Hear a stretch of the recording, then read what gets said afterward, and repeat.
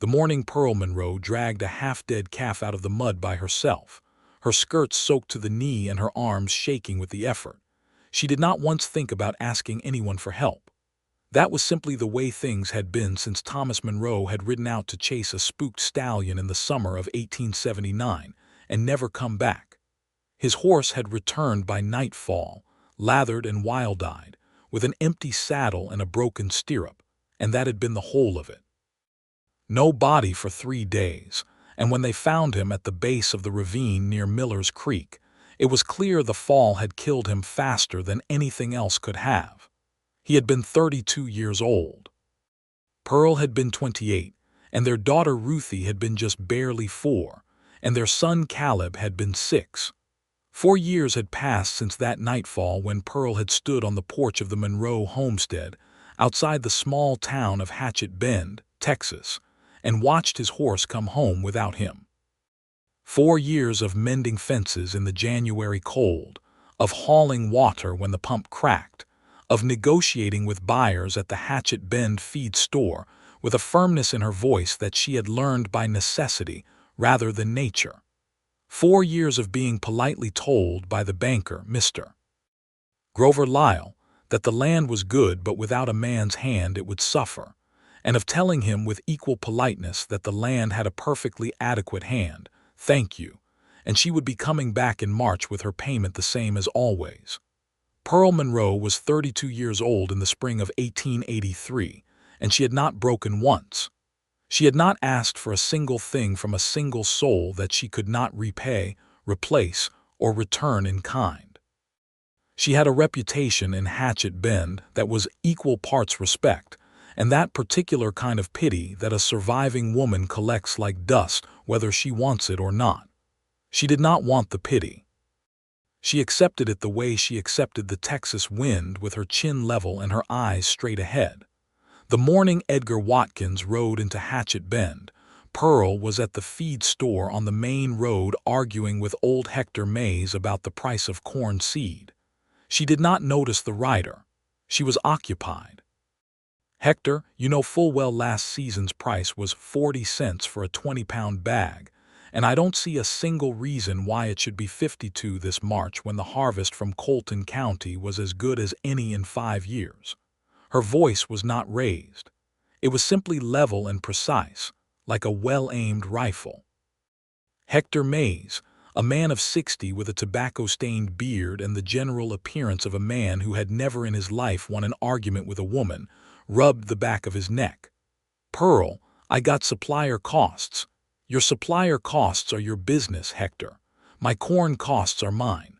44 cents, and we are both of us walking away satisfied."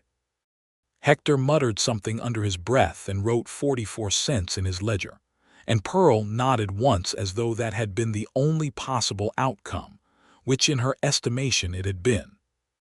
She was loading her wagon when she first saw Edgar Watkins tying his horse to the post outside the Dusty Boot Saloon, which was not actually a saloon in the fullest sense of the word anymore. The Reverend had persuaded the owner to convert half of it into a general meeting room, so it served 2 purposes that most of the town agreed were incompatible, but which everyone used anyway. Edgar Watkins was perhaps 34 or 35, she guessed, though she was not particularly interested in guessing. He was tall in the particular lean way that men who have spent years in the saddle tend to carry themselves, as though the horizon is something they are always measuring. He wore a dark hat with trail dust on the brim and a canvas duster that had seen serious weather. He had a dark beard, trimmed but not fussed over, and when he turned briefly in her direction before going inside, Pearl had the impression of someone who looked at the world with a kind of calm attention, as though cataloging it for later use. She went back to loading her corn seed. The story of Edgar Watkins reached her by way of Clara Ames, which was the most reliable route for any story in Hatchett Bend. Clara ran the town's small boarding house and post office combined, and she possessed what Pearl privately considered to be an almost scientific interest in other people's business. "He is a horse trainer," Clara told Pearl over the fence that separated Pearl's kitchen garden from the road on the second day after Edgar Watkins arrived. From over the hill country around Careville. He came because Dan Aldrich put out the word that his remuda is in a bad state after 2 of his Mustangs went unbroken for 2 seasons and he needs a real horseman. Pearl was weeding her onion bed. Is that right? He is staying at my place. He is very quiet, very polite. Clara paused in the way that Clara always paused when she was preparing something she considered to be significant. He is not married. Clara, I am just telling you what I know. Thank you, Clara. My onions need attending to. Clara went away undeterred, because Clara was not the kind of woman who was deterred by onions. Pearl did not think about Edgar Watkins. She had 2 children and a homestead and a set of spring accounts to balance, and she found that these things occupied the full volume of her attention very adequately. Her son Caleb was 10 now, with his father's dark eyes and his mother's stubborn set to his jaw. He was useful in the particular way that 10-year-old boys on working farms can be strong enough to mean something, young enough to require constant supervision. He fed the chickens without being asked and forgot to latch the coop door with approximately equal frequency. Ruthie was 8, with a personality that Pearl recognized with a mixture of pride and exhaustion as a direct inheritance of her own determined, observant, and nearly impossible to distract once she had fixed her mind on a thing. The Monroe homestead sat on 40 acres of good grassland and adequate water about 2 miles outside of Hatchett Bend proper. Thomas had chosen it well. The house itself was a proper frame structure that Thomas had built with careful hands, not just a dugout or a rough-hewn cabin. It had a real porch and a proper kitchen and 2 upstairs rooms, and Pearl had kept it in order the way she kept everything in order through consistent effort and a refusal to let the standards slip just because no one else was watching.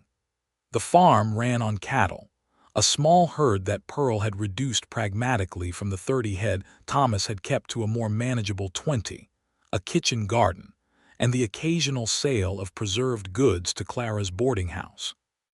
It was not prosperous in any grand sense. It was sufficient, and Pearl had come to regard sufficiency with a deep and private gratitude. It was on a Thursday in the second week of April that Pearl first spoke to Edgar Watkins beyond the exchange of a civil nod. She had driven her wagon into town for a barrel of nails and various sundries, and one of her wheel spokes had developed a crack she had not noticed until she was loading the wagon outside Hector's store. She crouched beside the wheel and examined it with a practiced eye. The spoke was compromised. Not immediately catastrophic, but enough that she was not comfortable taking the wagon out on the rutted road back to her property with a full load. She was calculating. She could unload and leave the wagon at the wheelwright's shop, which belonged to Sam Pryor, who was a fine craftsman but whose particular relationship with schedules was, at best, aspirational. He had kept her harness for 3 weeks when she brought it in for a strap replacement last summer. She could ask someone with a flatbed to transport her goods, but most of the townspeople who might help were currently either at the Aldrich Ranch for the spring cattle count or otherwise occupied, and Pearl did not ask things of people unless the arithmetic was solid on both sides. She was still calculating when she heard boot steps on the boardwalk behind her and turned to find Edgar Watkins standing a polite distance away, hat in hand, looking at the wheel with the same cataloging expression she had noted on his first day in town. "That spoke is cracked through," he said. "I know." He looked at her then, and there was nothing in his expression that resembled pity, which was the first thing she noticed about him beyond the physical. It was simply an observation, offered plainly, with no particular implication attached. "I worked some wheelwright trade before I took to horses. If you have a spare spoke in your wagon bed, I can fix that without you having to leave your load." Pearl looked at him steadily. "I don't know you." "Edgar Watkins. I have been working for Dan Aldrich this past 2 weeks. I'm staying at Mrs. Ames's place." "I know who you are," Pearl said. This was true. "I mean, I have no way to know your work. Something moved in his expression, not offense and not amusement exactly, but something that sat between the two and leaned toward the latter. That's fair. You could ask Sam Pryor. I fixed his iron fitting on a wagon for Aldrich last week and he looked it over. Or you could let me look at it and judge for yourself. Pearl considered this. The arithmetic was simpler than she had been making it. She did have a spare spoke in the wagon bed. She kept spares precisely because she had learned the cost of not keeping them. Sam Pryor would vouch for him, and looking at the wheel herself once the work was done would tell her everything she needed to know about the quality of his hands. Spare spoke is under the seat, she said. He had the spoke in, and the wheel checked in under 20 minutes, working cleanly and without any particular need for conversation. Pearl watched the work with the direct attention of someone who genuinely intended to assess it, not out of distrust specifically, but out of a thorough habit of knowing what was happening with her own property. When he was done, she crouched beside the wheel and ran her hand along the fitting, tested the tension, and pressed her thumb against the joint.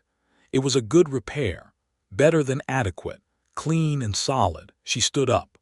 What do I owe you? He was picking up the tools he had borrowed from a box in his own saddlebag. He looked at her with that same steadiness.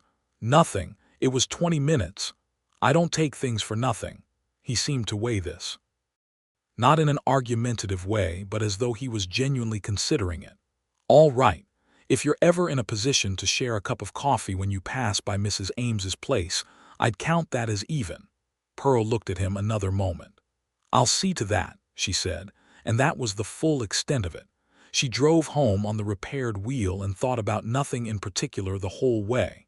She did not go to Clara's boarding house for coffee that week. She did go to town the following Tuesday, and she did stop at Clara's, but for a letter she had been expecting from a cattle buyer in San Antonio, which happened to be there. Clara happened to be serving coffee at the time. Edgar Watkins happened to be sitting at the common table with a cup of his own when Pearl came in.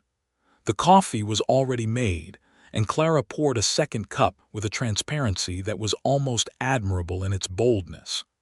Pearl sat down across the table from him because the other chairs were in the way of Clara's sweeping, which was very convenient for Clara.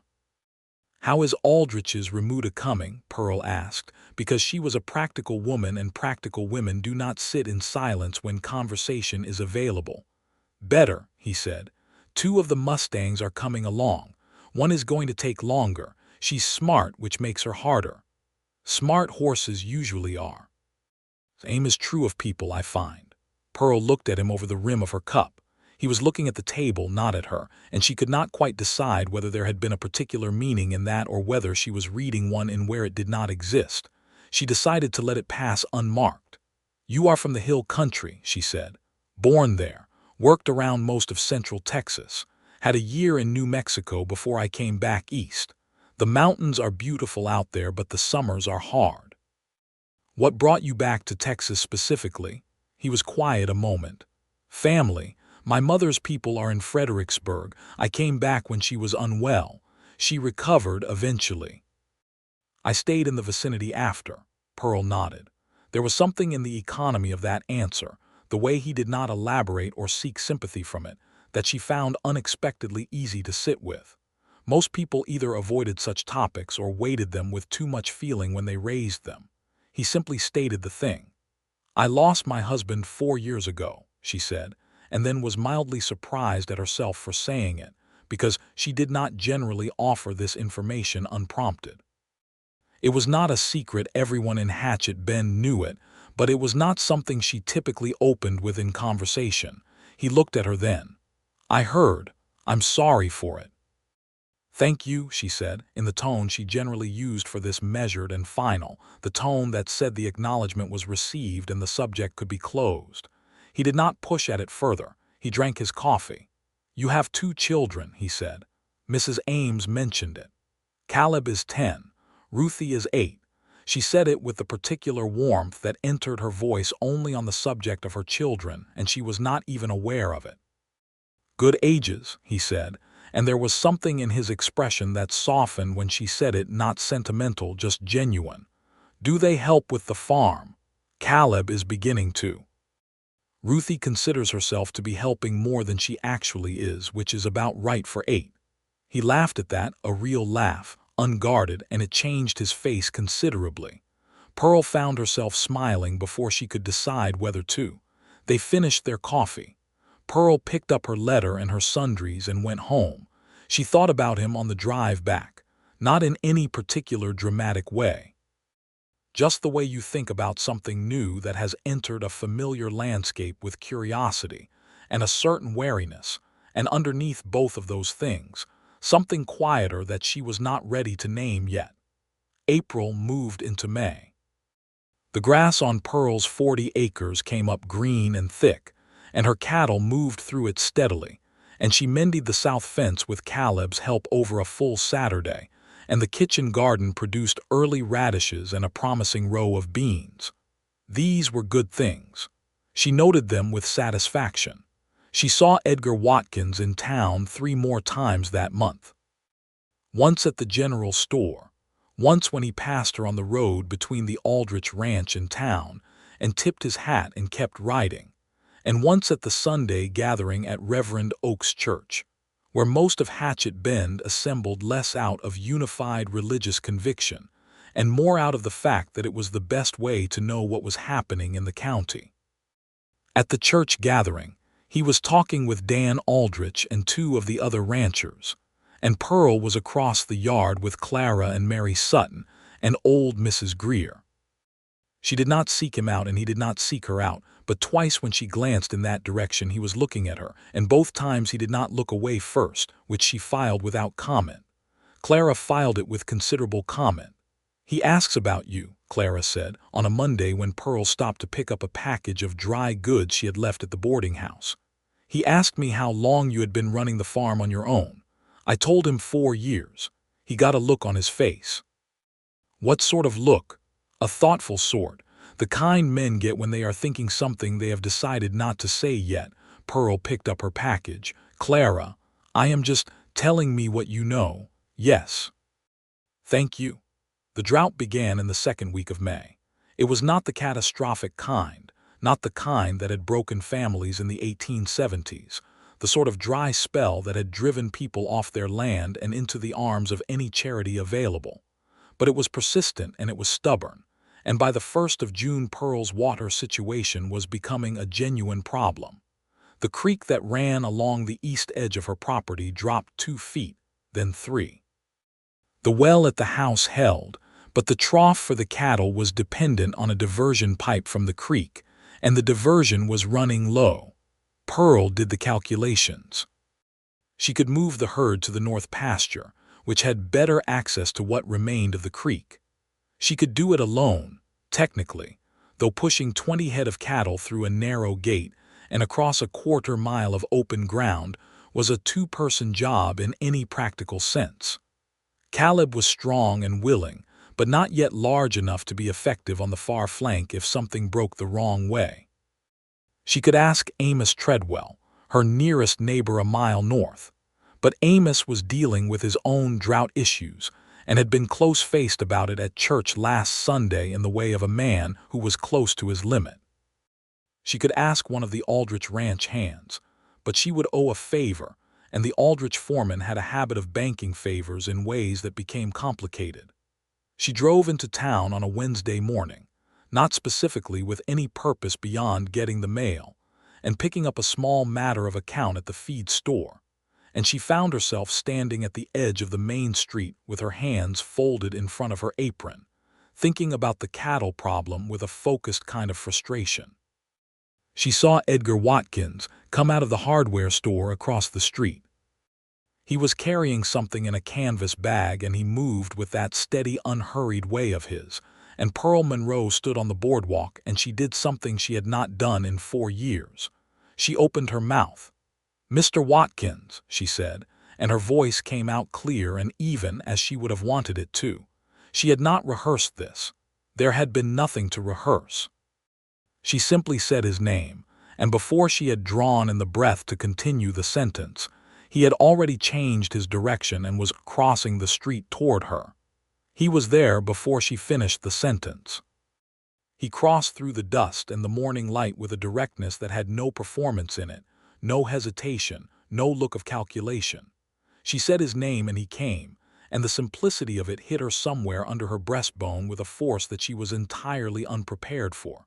"Mrs. Monroe," he said, stopping in front of her at a respectful distance, the canvas bag in one hand, his full attention on her face. "I need to move my cattle to the north pasture," she said. "It is a two-person job, and I find myself presently without a second person. I would pay in coin or trade, whichever you prefer, and I would not ask if I had another arrangement." He looked at her for one moment with something in his eyes that she could not read and did not try to, and then he said, "I'm free this afternoon. What time do you want me?" 2 o'clock, she said. "You know where the Monroe property is. I'll find it." That was the whole of it. No discussion of payment which she would return to, no elaboration. He simply said he would be there, and she nodded once, and they went their separate ways. And Pearl drove home with the feeling of a woman who has just done something significant, though she could not have explained precisely what. He arrived at 2 o'clock exactly, which she noticed. She had the cattle gate ready and Caleb stationed at the north fence as a lookout and marker. Edgar Watkins dismounted, assessed the setup in the way of a man who knows what he is looking at, and asked her 3 practical questions about the herd's disposition and the layout of the gate passage, and then they worked. He was good with animals. That was apparent immediately. He moved around the perimeter of the herd with a calm sureness that the cattle responded to no startling, no unnecessary noise, just steady pressure in the right directions. Pearl worked the far side and they communicated across the herd with hand signals and short calls, and the cattle moved through the gate in a single steady push that took perhaps 40 minutes. Clean and efficient. When the last heifer was through and Caleb had the gate secured, Pearl wiped her hands on her work apron and looked at what they had accomplished and felt the particular satisfaction of a well-executed job. She looked at Edgar Watkins. He was watching the cattle settle into the north pasture with that same expression of calm attention, and then he looked at her, and there was something between them in that moment that was entirely new, the specific understanding of two people who have worked well together and both know it. "There is coffee in the kitchen," Pearl said. He tied his horse to the porch rail and followed her inside. Ruthie was at the kitchen table doing her reader, and she looked up at Edgar Watkins with the frank and comprehensive assessment of an 8-year-old who has not yet learned to disguise her curiosity. "You're tall," Ruthie informed him. "Ruthie," Pearl said. "That's all right," Edgar said, and he crouched down to Ruthie's level in the particular way that people who are genuinely comfortable with children tend to do, not performing it, just doing it. "I am tall. I've been told it's useful for reaching things on high shelves." Ruthie considered this. "Can you reach the cookie tin? Mama keeps it on the top shelf and she says I can't have cookies before dinner, but it's very nearly dinner." Ruthie. "I will neither retrieve nor block access to the cookie tin on the basis that it is your mother's decision entirely," Edgar said gravely. "Which is the correct answer even if it is not the one you wanted?" Ruthie gave him a look of profound resignation that was entirely too theatrical for an 8-year-old but wholly convincing. "You're on her side. I am on the side of mothers who keep cookie tins wherever they see fit." Pearl poured the coffee and did not let him see her smile. Caleb came in from outside with the good manners she had drilled into him and introduced himself properly, and Edgar shook the boy's hand as though it meant something, which Pearl watched and noted. Caleb, who was at the age when men were objects of intense but carefully disguised interest, asked Edgar about the Aldrich Mustangs in a tone of studied casualness that fooled no one. Edgar answered him fully and without talking down to him, which Caleb received with the particular pleasure of a 10-year-old being treated as a genuine conversation partner, and Pearl sat at the kitchen table with her coffee and watched the two of them and felt something shift in the room that she was not entirely certain how to account for. When Edgar left, he paused on the porch. The evening light was coming in from the west in that long golden way it does in the Texas hill country, and it was very quiet except for the birds. "You don't need to pay me for this afternoon," he said. "I will disagree with you on that." "All right. Then you can bring it up next time we argue about something." She looked at him. He was already stepping off the porch, reaching for his horse's reins, and the easiness of what he had said next time settled over the evening like something that had always been true. June came on hot and dry and full of work, pearls well held. The cattle settled in the north pasture. The bean crop did tolerably well and the tomatoes better than that, and she made 2 batches of preserved goods that she sold to Clara's boarding house for a price she was satisfied with. The crack in the south fence that Caleb had missed on their repair turned out to be deeper than it looked, and Pearl spent an entire hot Tuesday redoing the post, which she did with thorough bad humor and thorough good results. She saw Edgar Watkins in town on Tuesdays and Fridays when she went in, which was her regular pattern. They began to fall into a habit of conversation that built itself by increment, like a house going up board by board. She would arrive at the general store or the feed store, and he would appear, not in a way that felt pursued or managed, simply in the way of 2 people whose schedules had a natural overlap. They talked about the drought, about the cattle market, about the reading that Caleb was doing at school, about a political situation in Austin that they both thought was being handled badly, about the best method for preserving green beans, about the particular personality of Dan Aldrich's most difficult Mustang, whom Edgar had named Patience. "Because she tests mine," he said. They were sitting on the bench outside the general store in the long late afternoon shade, and Pearl had her basket of sundries beside her and he had his hat on his knee. "Is she making progress?" "Some. She's decided I'm not a threat, that's the first thing. After that it's just time." Pearl thought about this. "That sounds like it applies to more than horses." He looked at her, and there was something very direct in his eyes when he did, something that she had been aware of in increments over the past weeks and that she could not exactly dismiss anymore. "It does," he said simply. There was a long pause, not uncomfortable, the kind of pause where something is being acknowledged between 2 people without being stated, because the statement is not yet ready. "I appreciate the help with the cattle," Pearl said finally. "I want you to know that." "I know it," he said. "I appreciated being asked." There was something in the way he said this, the emphasis sitting quietly on being asked, that told her he understood more than she had spelled out. He understood what asking had cost her. He did not make a monument of it. He just acknowledged it in that clean, direct way of his, and Pearl felt something unknot in her chest that had been wound tight so long she had forgotten it was there. She drove home in the evening and thought about him the whole way and did not try to stop herself. In the last week of June, a situation arose at the Monroe property that reminded Pearl of all the ways that living alone on 40 acres in 1883 Texas could still produce its sharp and dangerous edges. A man came to her gate. His name was Dix Connolly, and he worked sometimes for various ranches in the county and sometimes for nobody in particular, and he had been to her property twice before over the years with small jobs, a day's help during the previous spring's fence work, a day hauling wood.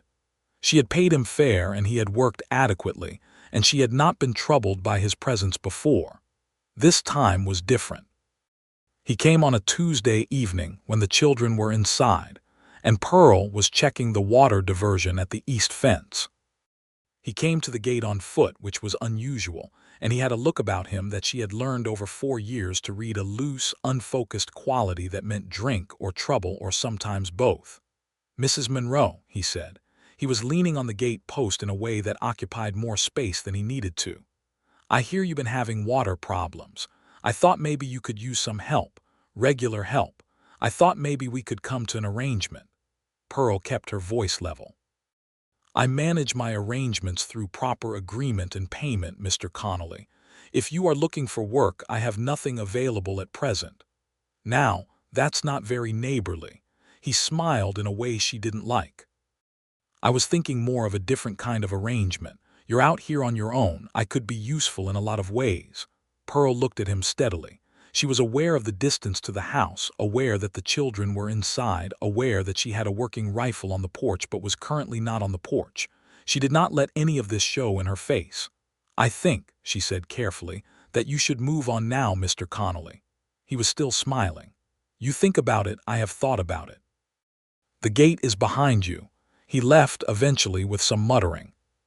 Pearl watched him go until he was out of sight on the road toward town, and then she went inside and bolted the door and sat at her kitchen table for a moment with her hands very still in her lap. Ruthie and Caleb were upstairs. She could hear Ruthie's voice reading aloud to her brother, the way Ruthie did sometimes to practice. Pearl sat in her kitchen and breathed. She told no one about this, because there was no harm done and no ongoing threat that she could see, and because she had been handling the small and large difficulties of her life alone for 4 years, and she was not going to make a drama of a man at a gate who had been persuaded to leave. But she did, the next Tuesday when she was in town and saw Edgar Watkins coming out of the hardware store, experience a very specific and unfamiliar impulse to tell him about it. Not because she needed anything done, not because she required protection or intervention, simply because she found herself wanting to tell him the way you want to tell someone things that are important to you, and she recognized this impulse with a sudden and somewhat startling clarity as something more than practical. She told him. They were sitting on the same bench outside the general store, and she told him about Connolly and the gate, plainly and without drama, because that was the only way she knew to tell things. He listened without interrupting. When she finished, something moved across his face that was not exactly anger but was related to it, a focused concern, controlled and precise. "Has he been back?" he asked. "No. If he comes back, I want you to tell me." "Edgar, I'm not suggesting you can't handle your own affairs," he said, and his voice was quiet but very clear. "You have made it abundantly obvious that you can. I'm saying that if a man comes to your property and makes you feel unsafe, I would like to know about it. Not to intervene without your say-so, just to know." Pearl looked at him for a long moment. The sun was very bright and a wagon was passing on the road, and Clara was visible through the window of the boarding house across the street, almost certainly watching them. "All right," Pearl said. "I'll tell you." He nodded. That was the whole of it. No speech, no flourish, just the agreement met and respected. Dix Connolly left Hatchett Bend the following week with a party of men heading to work in the Panhandle. Pearl heard this from Amos Treadwell when she passed him on the road. She told Edgar the next Tuesday. "Good," he said simply, and changed the subject to the state of the bean crop with a smoothness that she appreciated. July brought relief. 3 days of steady rain in the first week broke the worst of the drought, and Pearl's Creek came back up to a workable level, and the cattle could be returned from the north pasture, and the whole of Hatchett Bend exhaled as one. Pearl spent a long Saturday in the garden and got her boots thoroughly muddy, and did not mind at all. And Caleb and Ruthie ran in the rain for an entire afternoon, with a permissiveness from their mother that surprised them both. On the Sunday after the rain, Pearl was in the churchyard after the service, and Edgar Watkins was there, and by some arrangement of the crowd they ended up walking down the road away from the church together, not quite intentionally, just in the way that 2 people walk in the same direction and do not correct it. "I've been meaning to ask you something," he said. They were out of the main crowd now, walking along the edge of the road where the grass had come back green and brilliant from the rain.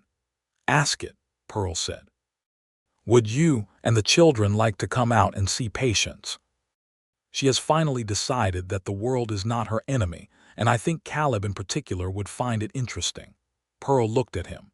It was a simple invitation, an invitation for her and her children, offered without any of the weighted significance that she was aware some people in town were beginning to attach to her conversations with Edgar Watkins. He was asking if her children would like to see a horse. It was a generous and uncomplicated thing. "Saturday afternoon," she said. If that suits, it suited.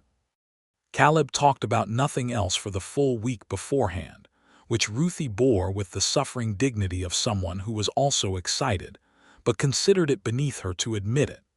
They drove out to the Aldrich Ranch on Saturday afternoon, Pearl on the wagon bench, and the children in the back debating something at the volume that children reserve for important debates. Edgar was at the fence when they arrived, and Pearl watched his face when he saw them coming and saw something warm and genuine there that he made no particular effort to conceal. He showed Caleb the Mustang, Patience, a gray mare with dark eyes and a quality of alertness that was vivid and beautiful. He put the lead rope in Caleb's hands and walked him through the first approach, explaining in quiet, patient terms what the horse was reading and what the correct response was, and Caleb listened with the focused intensity of a boy being shown something that matters, and Pearl stood at the fence rail with Ruthie beside her and watched. Ruthie slipped her hand into Pearl's. "Do you like him, Mama?" Ruthie said in the particular tone of a child who has formed a strong opinion of her own and is approaching confirmation obliquely. "He is a very good teacher," Pearl said. "That is not what I asked." Pearl looked down at her daughter with considerable emotion. "You are 8 years old," she said. "I will be 9 in October," Ruthie said, with the air of someone whose imminent birthday is highly relevant to the matter at hand. Pearl squeezed her hand and said nothing else, and Ruthie apparently considered that sufficient because she went back to watching the horses. They stayed for 2 hours. Edgar showed Ruthie the stables and let her name a young bay colt, which Ruthie took extremely seriously and deliberated on for fully 20 minutes before announcing his name was Captain, because he had a white patch on his nose that looked like a star and stars were on sea captain uniforms, which was a logic that no one present could argue with. On the drive home, with both children asleep in the wagon bed in the way children fall asleep after outdoor afternoons, Pearl held the reins and looked at the road ahead and acknowledged to herself, quietly and without ceremony, that she was in the process of falling in love with Edgar Watkins. She had been afraid of this, she realized, not afraid in a dramatic or theatrical sense. Just the particular fear of a woman who has built something intact and self-sufficient out of a ruin, and who is aware that love is a thing that reorganizes rooms without asking permission. She had made her life into something she could manage entirely on her own, and she had been proud of this, justly proud of it. And the prospect of letting someone into it was frightening in a way she had not expected to feel. But she thought of the way he had looked when he said, "I appreciate being asked," and the way he had listened when she told him about Connolly, and the way he was right now, standing at the fence of the Aldrich Ranch watching her drive away and raising one hand in a single plain farewell. And she thought, "This is a man who will not try to manage the rooms." She thought this and was not afraid anymore. The following Tuesday she arrived in town and went to the boarding house, not for the mail, and not because Clara's coffee was particularly better than her own, but because Edgar Watkins took his midday meal there on Tuesdays, and she knew this, and she was no longer willing to pretend she did not know it. He was at the table when she came in, and he looked up, and whatever expression was on her face, she could not have said what was there exactly, only that she had stopped managing it quite so carefully. He read it in full. He rose from the table. Clara appeared from the kitchen with a second cup and disappeared again with a speed that suggested she had been waiting for this development since approximately the first Tuesday. Pearl sat down across from him. "I have been thinking," she said. "So have I," he said. "I would like to know what you've been thinking about." He looked at her across the table with those steady, serious eyes. "I have been thinking that I would like to know you better. That I think about your farm and your children more than is rational for someone who has no particular stake in them. That I have been careful not to push in any direction you haven't indicated you wanted to go, and I stand by that. But I'd be lying if I said I didn't have feelings on the subject," Pearl breathed. "What subject precisely?" "You," he said, simply and fully. "The subject of you, Pearl." It was the first time he had used her given name. She felt it all the way down to her bones. "I need you to understand something," she said. I have managed my life entirely on my own for 4 years, and I have not required help, and I am not looking for someone to take charge of what I've built. I know that. I am not a woman who will surrender her judgment or her property or her children's welfare to anyone on the basis of feeling, no matter how strong the feeling. I would think considerably less of you if you were, he said. She looked at him. He was completely serious. I want to court you, he said, properly, with your permission and on your terms. That is what I want. Pearl Monroe sat in Clara Ames's boarding house on a hot Tuesday in July 1883 and felt the whole of the last 4 years rearrange themselves, not disappear, not diminish, but rearrange. The way a room looks different when the light comes in from a new angle. Still the same room. Something new in it. You have my permission, she said. Clara dropped something in the kitchen that sounded suspiciously like a deliberate celebration. What followed was a courtship conducted with a seriousness and a tenderness that Pearl had not expected, and that moved her deeply. He came on Sundays, which they had agreed to.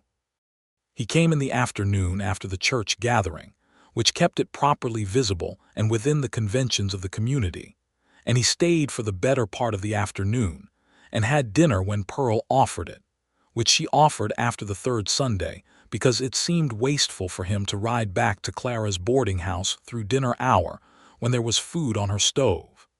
He was good with her children in a way that was real and not performed. He taught Caleb to read an animal's gait for soundness in a single afternoon on the fence rail, and Caleb absorbed it with an intensity that Pearl recognized as the beginning of a genuine vocation. He taught Ruthie to play checkers with a seriousness that she respected, and that produced in her a highly competitive streak that surprised everyone, including Ruthie.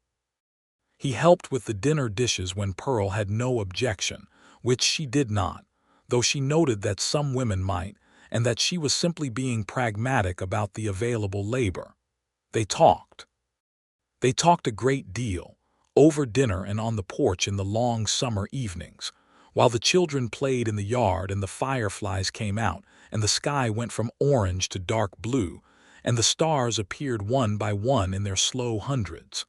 They talked about things that mattered and things that did not, with the same ease. He told her about growing up in the hill country, about his father who had died when Edgar was 12, about the work of learning horses from a Comanche man named Tasawi who had taught him more about the nature of animals and patience than anyone else in his life, and about the particular loneliness of the years in between, the years of being competent and useful, and without anyone to come home to. Pearl told him about Thomas. She had not talked about Thomas to anyone in a long time, and she found that she could with Edgar, in a way that was not grief, but was instead something more like testimony, telling the real story of her marriage, which had been good and imperfect and genuinely loving, and which she was not interested in either erasing or falsely perfecting in retrospect. Edgar listened to this with the full quality of attention she had come to understand as one of his most fundamental characteristics. He did not offer hollow comfort, he did not make comparisons, he simply listened.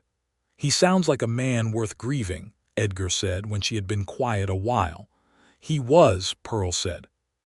"I'm glad you had that," Edgar said. "I'm glad you knew what a good marriage is. Not everyone does." Pearl looked at him in the firefly-lit dark. "You never married." "No, why not?" He was quiet for a moment, looking out at the yard where Ruthie was trying to catch fireflies in her cupped hands and failing joyfully. "I came close once. She was a good woman. She chose another man, which was her right and I think ultimately the right decision. After that I got busy with other things and the years moved the way they do." He paused. "I thought about it less over time, which I think is what happens when the right thing hasn't come along yet." Pearl considered this. "And now?" He turned and looked at her. "Now I think about it considerably more," he said. The summer settled into a long, beautiful heat, and the Monroe farm did well. The tomatoes were the best they had been in 3 years. Pearl sold a batch of preserved goods at a price she considered genuinely good, and had a conversation with the cattle buyer from San Antonio who was willing to contract for 5 of her head at a rate that would give her a comfortable buffer going into the winter. She felt, for the first time in 4 years, something that was not merely sufficiency but actual ease, and she allowed herself to enjoy it. On a Saturday in mid-August, Edgar rode out to the property not on a Sunday, which was unusual, and Pearl came out onto the porch when she heard the horse and saw immediately from the way he was riding that something was different. He dismounted and stood at the foot of the porch steps and turned his hat in his hands, which was the first time she had ever seen him do anything that could be described as fidgeting. "I have something I want to ask you," he said. Pearl looked at him. Her heart was doing something entirely unreasonable. "Dan Aldrich's contract is up at the end of September," Edgar said. "The horses are worked to where they don't need me on site anymore. I've been offered a position in Fredericksburg by a rancher there which I could take, and I have also been thinking about a different option." He stopped. "What different option?" Pearl said from the porch where she had not moved. "There is a piece of land adjacent to your east boundary, 45 acres, good water access, currently registered as unclaimed. I have been to the county registrar's office in Austin by correspondence. I could file for it. I have enough saved to build something workable in the first year." He paused. "That is a purely practical piece of information that is separate from the second thing I want to say." Pearl was very still. "The second thing," Edgar continued, and his voice was steady but there was something under it that she could hear as clearly as a bell, "is that I love you. I love you and I love your children, and I have since sometime in June when you told me about Connolly and I understood what it cost you to say it. And I would like, if you are willing, to ask you to marry me. Not because you need help, not to manage your farm or take charge of your affairs. Because I want to build a life with you, and I want to come home to you, and I want to be the man that Caleb and Ruthie know they can count on. And because every single morning since July I have woken up thinking about you and I am thoroughly done pretending otherwise." The yard was very quiet. Somewhere behind the house a bird was calling. Pearl Monroe came down the porch steps. She stopped one step above him so they were very nearly eye to eye, and she looked at him. This man she had watched for 4 months, this man who had been there before she finished the sentence, this man who listened and did not manage and did not presume and had said, "I appreciate being asked," and she felt something come fully open in her that had been closed for 4 years. "Yes," she said. He looked at her, and the expression on his face was something she would remember for the rest of her life. Not triumph, not relief, not even pure happiness, though all of those things were somewhere in it. It was gratitude, a deep and serious gratitude, the kind that belongs to people who understand the weight of what is being offered. He put his hands on her face with a gentleness that was not fragile but was instead the kind of careful that comes from genuine reverence, and he kissed her. She kissed him back with the full and complete force of a woman who has made a decision and is entirely certain of it. When they came apart, Ruthie was standing in the doorway of the house with her arms folded and an expression of profound vindication. "I told you," Ruthie said, to no one in particular but clearly intended for the entire universe. The news reached the town of Hatchett Bend with the speed that significant news travels in small communities, which is to say within 48 hours every person of consequence knew, and Clara Ames had already begun making suggestions about the wedding supper that she considered unsolicited advice and everyone else considered inevitable. The wedding was planned for October. September was the busiest month Pearl had known in a long time, but it was a good busy, a purposeful, forward-looking busy that felt entirely different from the driven survival of the past 4 years.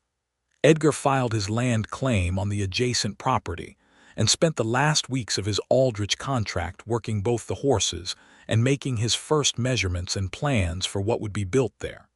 He did not presume to alter the Monroe farm. He asked Pearl about everything, every decision, every consideration, and she answered him fully and found that talking to him about it, having a genuine partner in the thinking, was something she had not known she was missing until she had it. She had thought sometimes in the long solitary years that she had made her peace with doing it all alone. She had been right that she could do it. She had not been right that peace was the accurate word for what she felt about it. What she felt about it was endurance, which she had converted through will into something that resembled peace. What she felt now, talking to Edgar on the porch in the evenings about the cattle figures and the spring planting and the state of the east fence, was something she recognized with a surprised and overwhelming pleasure as the real thing. The land situation in Hatchett Bend that fall brought its own complications, as it sometimes did across Texas in those years. There was a legal dispute over water rights along the creek system that fed several properties in the area, driven by a group of investors from Dallas who were attempting to claim usage rights over the upper creek that would have significantly diminished Pearl's water access and that of 3 other families in the area. This was the kind of injustice that was not dramatic or violent, but was equally real. The slow administrative pressure of money and legal language brought to bear on people who had less of both. Edgar rode to Austin twice in September to consult with a land attorney, once with Pearl, once alone. Pearl wrote letters to the county commissioner and to a state assemblywoman she had been corresponding with on water rights matters since the previous year. Amos Treadwell and 2 other affected landowners submitted their own documentation. The process was slow and the outcome was not guaranteed, but it was being fought with every available legitimate tool, and Pearl found that having Edgar beside her in it, not leading, not managing, simply beside her, made the whole effort feel more sustainable. The investors eventually withdrew their claim in late October, faced with the combined documentation and the legal costs of a contested suit. Pearl noted this victory with the same measured satisfaction with which she noted all good outcomes, fully, genuinely, and without excessive drama. The wedding was held on the 15th of October, 1883, at the Hatchett Bend Church, which had been draped with autumn flowers by Clara and Mary Sutton, and 3 other women who had taken the event on as a communal project with an enthusiasm that Pearl found both touching and slightly overwhelming. Pearl wore the best dress she owned, which was a deep blue wool, and pinned her hair up with the ivory combs that had been her mother's. And when she came down the stairs of her house with Caleb and Ruthie waiting at the bottom, both of them dressed in their best, Caleb's hair carefully slicked, and Ruthie with a ribbon in her hair that she had selected herself after 2 days of deliberation, Pearl felt the full weight and goodness of her life concentrated into that single moment, and allowed herself to cry briefly, which surprised everyone including herself. Ruthie handed her a handkerchief with the practicality of a woman 3 times her age. The ceremony was plain and honest in the way that Pearl had asked for and Reverend Oakes had honored, without excessive ornament. Edgar stood at the front of the church in a dark suit she had not seen before, and when he turned and saw her coming down the aisle, the expression on his face made every person in the room quietly glad to be there. He said his vows in the same clear, direct voice he brought to every serious thing, looking at her the whole time with that full attention of his, and Pearl said hers with a steadiness she was proud of, and a warmth that she did not try to conceal. When Reverend Oakes said the words that closed it, Edgar Watkins put his hand against Pearl's cheek the same way he had on the porch when he first kissed her, with that same careful reverence, and kissed her in front of every person in Hatchett Bend, and the room applauded with a genuine warmth that Pearl felt through the whole of her body. Clara's wedding supper was magnificent by any reasonable standard and somewhat excessive by most others, but it was wonderful, and Pearl ate more than she had at any meal in a year and felt not one moment of guilt about it. At one point in the evening, Pearl found herself standing slightly apart from the noise with Clara, who was watching the room with the satisfied expression of someone watching a thing she helped build. "I told you he was not married," Clara said. "You did," Pearl said, "and I told you he was thoughtful. You told me he was quiet and polite, which is not quite the same thing." "I implied thoughtful," Clara said firmly. "You should be grateful for the implication." Pearl looked across the room at Edgar, who was currently in a serious conversation with Caleb about something involving horses, judging by the gestures, and who had Ruthie sitting on his boot as she had decided she was too tired to stand, and this was the most available surface. He had not tried to shift Ruthie from his boot. He was simply having the conversation with Ruthie sitting on his foot. "I am grateful for everything," Pearl said, and meant it in a way that exceeded the joke. They moved into the autumn and winter as a family. Edgar's land claim was confirmed in November, and he began the building of a small working structure on the adjacent acreage. Not a second house, but a training facility for horses, which was where his skills and reputation lay, and which he had begun to develop as a proper enterprise. He had 3 horses contracted for the spring from ranches in the area who had heard about his work on Aldrich's Mustangs, and by December he had a 4th inquiry from a rancher in Kerr County. The business of it was real and growing. Pearl's farm ran as it had always run, but with the difference of a genuine partnership in every dimension of it. Edgar did not take things over. He took them on, alongside her, in the exact proportions that made sense, and Pearl found that giving up certain parts of the labor was not a reduction but a relief, and that the parts of the work she most loved, the direct management of the cattle, the kitchen garden, the accounts, the relationships with buyers were entirely hers and had never been questioned. Caleb attached himself to Edgar with the single-minded devotion of a boy who has found his direction, spending every spare hour at the training facility, learning everything Edgar knew about horses with a speed and intensity that Edgar found both deeply gratifying and occasionally exhausting. By December, Edgar told Pearl that Caleb had a genuine gift, a natural understanding with animals that went beyond technique, and the look on Pearl's face when he said it was something Edgar kept with him for a long time. Ruthie's relationship with Edgar was different, more negotiated, more subject to her own considerable will, which Edgar navigated with a patience and humor that Pearl thought was one of the best things about him. Ruthie did not simply accept him. She tested him, consistently and inventively, and he met every test with a steadiness and a genuine warmth that was not performed and could not be faked. And by Christmas, Ruthie had stopped testing him in any serious way and had begun to treat him with the particular brand of affectionate bossiness she reserved for people she had fully decided to love. Christmas was the best they had in Pearl's memory. The house was warm and full of the smell of pine and baked things, and Clara and her husband came for Christmas dinner, and Amos Treadwell and his wife, and the whole of the afternoon was loud with conversation and the children's happiness. Edgar had made Caleb a carved wooden horse set with remarkable care and detail, each piece precise and different, 12 horses in total. He had made Ruthie a small writing desk that folded flat and opened to a hinged surface, which Ruthie fell on with a passion that suggested she had wanted this specific thing without knowing it existed. For Pearl, on Christmas morning before anyone else was up, he gave her something she had not expected. It was a piece of paper, folded carefully. She opened it. It was a deed entry from the county records.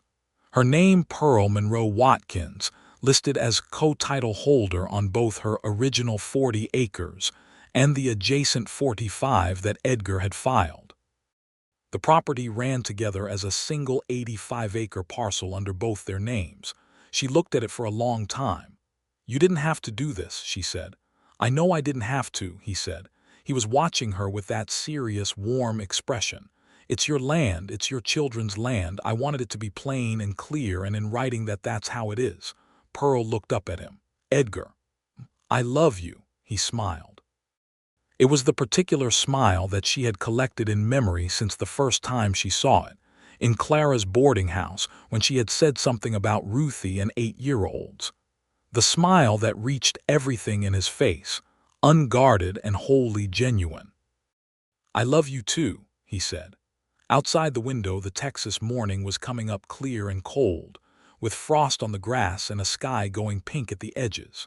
They sat together in the kitchen while the house slept around them, and drank coffee, and it was one of the most perfect mornings Pearl had ever known. The new year came in cold and clear, 1884, with the kind of sharp January that promises a good spring on the other side of it. In February, Pearl began to suspect, and by March she was certain. She waited until a quiet evening when the children were in bed, and she and Edgar were at the kitchen table with the accounts laid out between them, because she was in the middle of explaining something about the spring cattle numbers, and she simply stopped mid-sentence and said, "I think we are expecting a child." Edgar looked up from the ledger. The expression on his face in the lamplight, the immediate, overwhelming, completely transparent joy of it made Pearl laugh out loud in a way she had not laughed in years, a full and uninhibited sound. "Pearl," he said, and his voice was not quite steady. "Don't cry," she said. "I'm not crying," he said, and was clearly very close to it. She got up from her chair and went around the table to him, and he pulled her close and held her with his face against her hair, and she felt his breath and his warmth and the slight unsteadiness of a man who has been given something he had not allowed himself to fully hope for, and she thought, 4 years of carrying all of this alone, 4 years of managing and enduring and being sufficient. And now this life, this man, this table in this lamplit kitchen. She had not asked for help in 4 years. When she finally did, he had been there before she finished the sentence. She thought about that moment on the main street of Hatchett Bend, the crack in the wheel, the casual impossibility of the timing, the way he had turned and crossed the street without hesitation. She had not believed in that kind of thing. She was a pragmatic woman. She had built her entire survival on pragmatism. She believed in it now, not in any mystical or overwrought sense. Just in the plain sense of, sometimes the right thing happens at the right time and the only sensible response is to recognize it. "I am very happy," she said, against his shoulder. "So am I," he said, and the steadiness was back in his voice, the good solid ground of him. "So am I." She told the children on a Sunday morning in March. Caleb blinked, processed it with the mathematical precision of a 10-year-old trying to recalculate household logistics, and then said, "Will it be a boy or a girl?" "We won't know until it arrives," Pearl said. "I hope it is a boy," Caleb said, apparently confident that this was a relevant contribution. Ruthie turned to him with magnificent contempt. "You hope it is a boy because you want another person to talk to about horses." "What's wrong with that?" "Nothing, except I hope it is a girl." "You hope it is a girl so you can be in charge of it." Pearl looked at Edgar.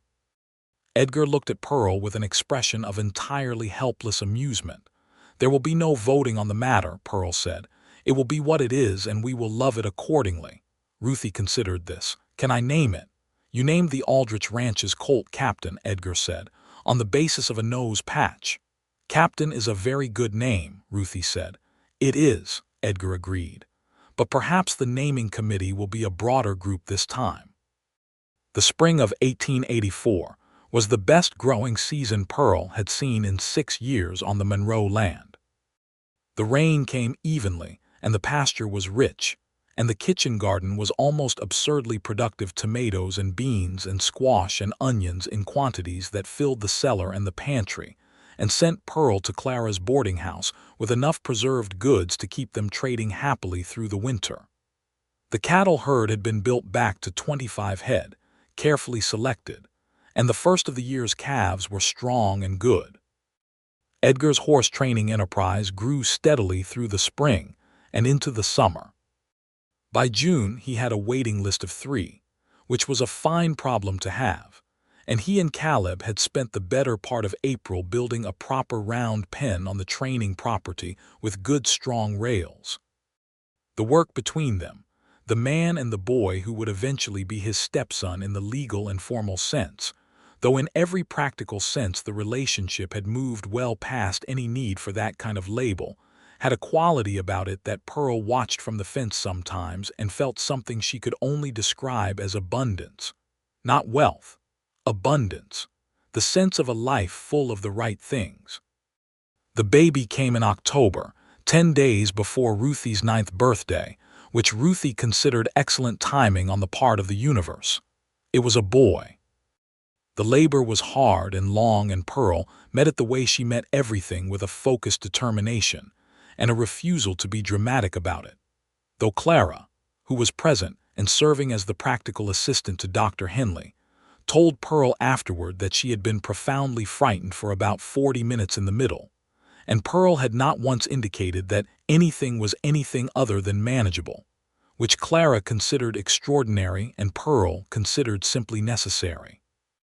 Edgar was outside the bedroom door for the full duration, which Pearl knew because she could hear him pacing with a measured persistence that she found, somewhere through the difficulty and the concentration, genuinely comforting. When Dr. Henley opened the door and told him he could come in, Pearl had the baby, a round and furious and completely healthy boy, in her arms, and she was tired in every cell of her body and wholly radiant with it. And Edgar came and sat beside her on the bed and looked at the child with an expression of such complete and naked wonder that Pearl felt her throat close with emotion. "Hello," Edgar said to the baby, in a voice she had never heard him use before, quiet and rough and entirely unguarded. The baby, whose response to the world at this stage was largely limited to furious noises, subsided slightly at the sound, as though the voice was recognizable from all the months of being inside this woman who loved this man. "He needs a name," Pearl said. Edgar looked at her. "What do you want to name him?" Pearl had thought about this. She had thought about it since March when she first knew, and she had turned various names over in her mind, including Thomas, which she had rejected not because it was wrong but because she understood that her life now was its own thing, forward-looking, and a name carried a weight that should belong to the person wearing it. "James," she said. "James Edgar Watkins." Edgar was quiet for a moment. "You gave him my name," he said. "He is your son," Pearl said. It seemed right. Edgar pressed his lips to her temple and stayed there a long moment, and Pearl closed her eyes, and James Edgar Watkins continued his furious and vigorous investigation of the world with the lungs of a boy who intended to make himself known in it. Ruthie was allowed in first, as she had been waiting with considerably less patience than Caleb, and had made this known to everyone in the household at regular intervals. She came to the side of the bed and looked at the baby with an expression that softened in a way that she would have denied if accused of it. "He is very red," she said. "Babies often are," Pearl said. "Is that normal?" "Entirely."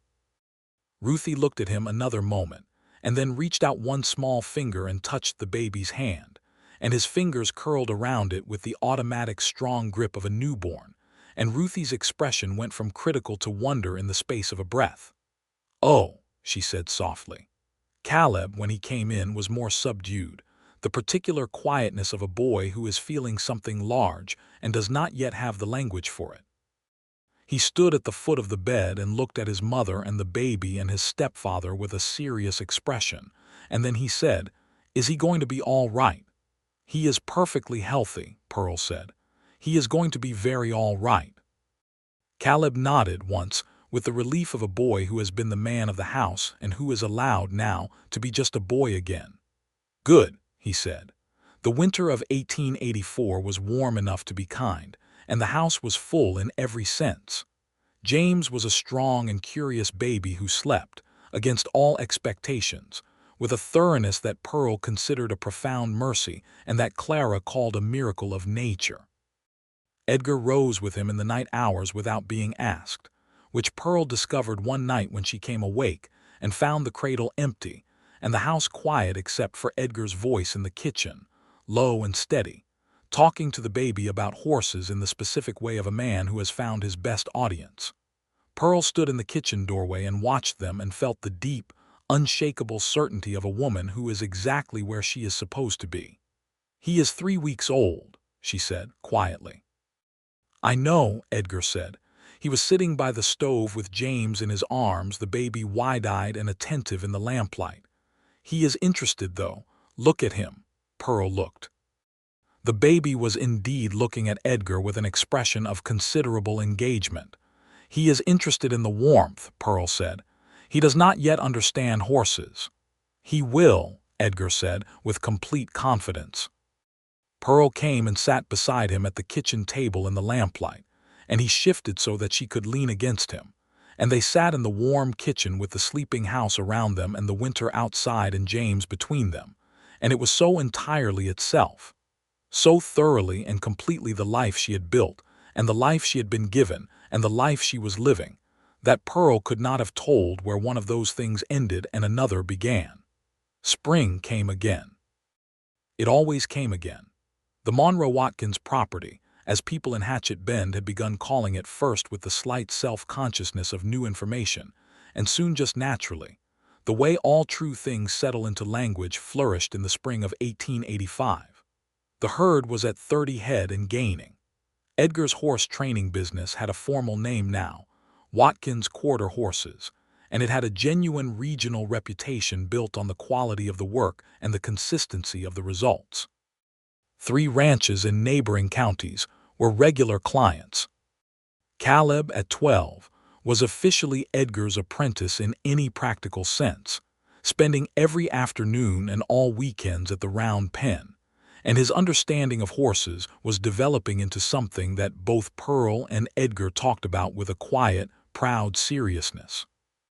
Ruthie, at 9 going on 45, had decided she intended to be either a writer or a lawyer, had not yet decided which, and was preparing for both by reading everything she could access and arguing with everyone who would sit still long enough. Pearl considered both vocations entirely plausible. James, at 6 months, had developed strong opinions about everything, expressed vocally. In April, Pearl sat on the porch in the evening light with Edgar beside her, and the yard quiet and the sounds of the farm settling into its evening rhythms. The cattle in the north pasture, the horses in the training paddock, the children's voices from inside the house, and she thought about the person she had been when Thomas died. She thought about the woman who had pulled a calf from the mud alone, who had argued the corn price down to 44 cents with a precision born of necessity, who had stood at her kitchen table with her hands very still and counted what remained and decided it was enough. It had been enough. She had made it enough. She was proud of that woman without reservation. She was also glad with an equal and unambiguous pride to be this woman, the one sitting on this porch with this man in this April evening. Edgar, she said. He was looking at the sky where a last line of orange lay along the horizon. I want you to know something. He turned and looked at her, that same attention, that same steady, serious regard that had been one of the first things she understood about him. What I have, she said, with you. This life. I want you to know that I know what it is. I don't take it for granted, and I don't mistake it for luck or accident. I know what you chose and what I chose, and I know the full worth of it. He was quiet for a moment. The orange line on the horizon faded to gold. I know you know, he said. That's one of the things I love most about you. You see things exactly as they are. I didn't always want to see this, she said. I was afraid of it for a while. I know, he said. I watched you decide you weren't afraid of it anymore. That was one of the finest things I've ever seen. Pearl leaned her head against his shoulder. Inside the house, Ruthie's voice rose in a declaration of some kind, followed by Caleb's protest, followed by James making a noise of generic enthusiasm for all sides of the argument. This was the ordinary music of their evenings. Pearl listened to it with her whole heart.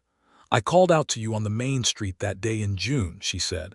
I had not asked anyone for anything in 4 years. I was going to ask you to help move the cattle. I know, he said. You were across the street before I finished saying your name. He laughed quietly against her hair. I had been hoping you would need something. I am not ashamed of that, Pearl smiled. Neither am I anymore. The stars were appearing above Hatchett Bend, one by one, the way they always did, slowly and then all at once, until the sky was full of them, spread out over the Texas land and the Monroe Watkins property, and the house on the 40-acre farm that had once belonged to a widow who managed everything alone and now belonged to a family. Pearl Monroe Watkins watched the stars come out and held her husband's hand and listened to her children inside and felt, in the truest and most unqualified sense, that her life was good. In every room, every corner, every acre of it good. Complete and good, and entirely her own. Edgar pressed a kiss to her temple and she turned her face up to him, and they stayed there on the porch in the spring dark, home in every sense of the word, until the children called them in for supper and the dogs began their evening rounds and the last light finally left the sky and the stars took over the business of the night. It was enough. It was more than enough. It was everything.